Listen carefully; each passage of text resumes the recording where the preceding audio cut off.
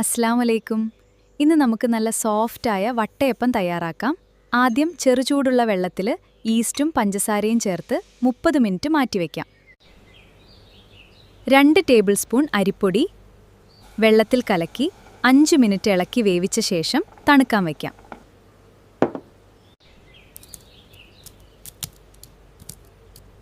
എല്ലാ ചേരുവകളും ചേർത്ത് നല്ല മിനുസമുള്ള മാവായി അരച്ചെടുക്കാം.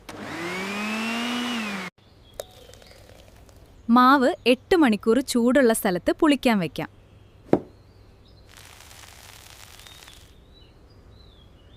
നെയ്യ് പുരട്ടിയ പാത്രത്തിലേക്ക് മാവൊഴിച്ച് കശുവണ്ടിയും ഉണക്കമുന്തിരിയും ചെറിയും ചേർത്ത് അലങ്കരിക്കാം.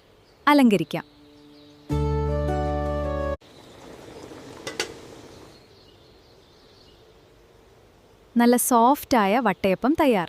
ചായയ്ക്കൊപ്പം ചൂടോടെ വിളമ്പി രുചി ആസ്വദിക്കാം.